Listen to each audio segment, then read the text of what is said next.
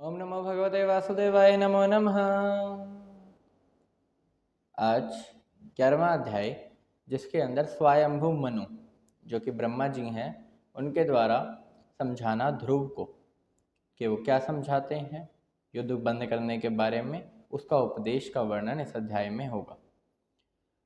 शुरुआत में मैत्रेय जी कहते हैं कि ऋषियों के इस प्रकार कथन करने पर ध्रुव जी क्या करते हैं, आचमन करते हैं नारायण अस्त्र का और उसको अपने धनुष पर चढ़ा देते हैं। वह कोई छोटा मोटा अस्त्र नहीं है, नारायण अस्त्र है। उसके धनुष पर चढ़ते ही सिर्फ टंकार से ही एक तरफ से छोटे छोटे बाण इतने निकलते हैं कि वह सेना के अंदर घुस जाते हैं, यक्षों की सेना के अंदर घुस जाते हैं।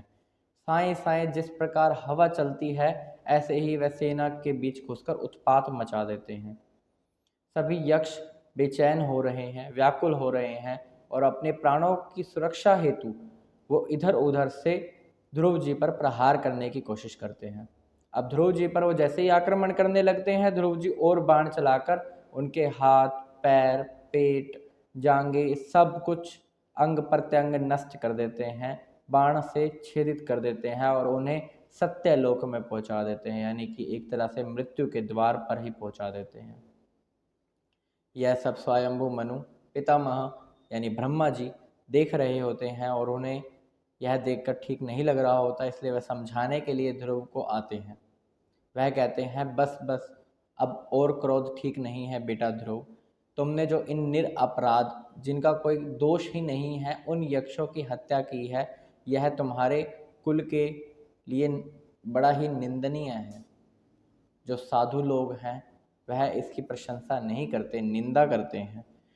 तुम्हारे भाई का तुम्हारे साथ अनुराग था, प्रेम था, मानते हैं, और उसे भी किसी यक्ष ने मारा था, उस यक्ष के तुम प्राण ले चुके हो।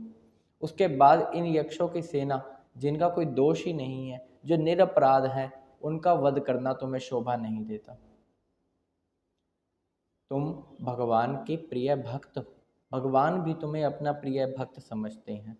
तुम लोगों के लिए प्रदर्शक हो, पथ प्रदर्शक हो, कि उनको तुम रास्ता दिखाते हो। तुम इतने बड़े भक्त होकर तुमने ऐसा निंदनीय कर्म क्यों किया? जो भगवान के भक्त होते हैं उनको तो यह शोभा ही नहीं देता। यह जो देहधारी शरीर है, यह जो शरीर है, यह पंच महाभूतों के वजह से मिलता है। या किसी का विवाह होना है, एक स्त्री और पुरुष जो कि मिल रहे हैं, वह पंच महाभूतों की वजह से हो रहा है। अब उनका मिलना और फिर उनके समागम से एक और शरीर की उत्पत्ति होती है, जो कि स्त्री या पुरुष में से होता है, और वह शरीर पलकर इस प्रकार बड़ा होता है। और वह सब एक, लगा लो, नियम ही है, काल की गति है। जिस प्रकार धूलि के कण उड़ते हैं हवा चलने पर, तो उनको हवा के अधीन होना पड़ता है। उसी प्रकार यह जो जीव है, इसको भगवान के अधीन होना पड़ता है। जिस प्रकार काल की गति के अंदर यह मनुष्य है, इसी प्रकार धूलि के कण हवा के साथ है। जो भगवान है उनका ना तो कोई प्रिय है ना कोई अप्रिय। वैसे उन्हें अकर्ता बोला जाता है, परंतु सारी सृष्टि का निर्माण, संरचना सब उन्हीं ने की है, और सृष्टि का संहार भी करने वाले वही हैं। प्राण दान देने वाले भी वही हैं, प्राणों को हरने वाले भी वही हैं, क्योंकि पूरी की पूरी सृष्टि उन्हीं से चल रही है। इसमें किसी का कोई दोष नहीं है, क्योंकि एक जीव से दूसरे जीव की उत्पत्ति हो रही है, यह भी भगवान के कारण है, और एक जीव से दूसरे जीव का मरण हो रहा है, यह भी भगवान के कारण ही है।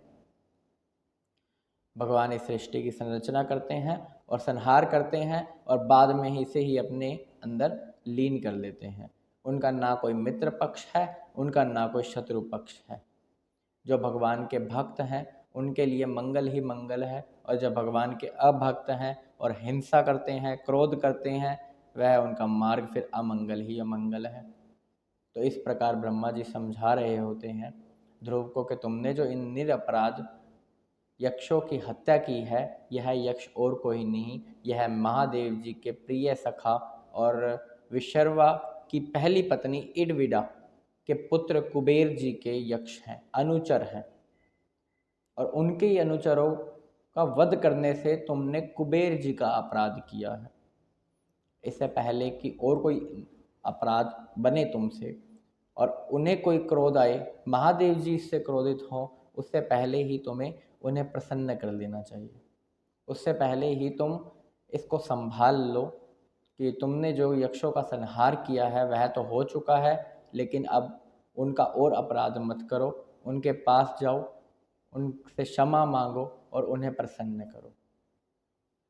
फिर ऐसा समझाने पर स्वयंभू मनु कहते हैं कि जैसे औषधि रोग को दूर करती है, इसी प्रकार जो मेरा यह उपदेश है वह तुम्हारे क्रोध को दूर करेगा। और जब तुम्हारा एक क्रोध दूर हो जाएगा तो तुम्हारा मार्ग भी कल्याणकारी हो जाएगा। और इसी कल्याणकारी मार्ग पर चलकर तुम भय को हटा पाओगे। यदि किसी मनुष्य को यह चाहिए कि वह किसी से भयभीत ना हो और उससे भी कोई भयभीत ना हो, तो उसे क्रोध के वश में कभी भी नहीं होना चाहिए। यह पितामह का उपदेश है। यदि कोई क्रोध के वश में है तो कभी ना कभी उससे भी कोई ना कोई भयभीत होगा और उसे भी किसी न किसी से भयभीत होना ही पड़ेगा, डरना पड़ेगा। इसलिए क्रोध के वश में होना मूर्खता है। शील स्वभाव होना चाहिए, दीन स्वभाव होना चाहिए, अपने के समान जो हैं उनसे मित्र भाव होना चाहिए। जो अपने से नीचे हैं उनके प्रति दया की भावना होनी चाहिए और जो अपने से ऊपर हैं उनके गुणों को देखकर हमें प्रसन्न होना चाहिए। किसी से द्वेष रखना ही नहीं चाहिए।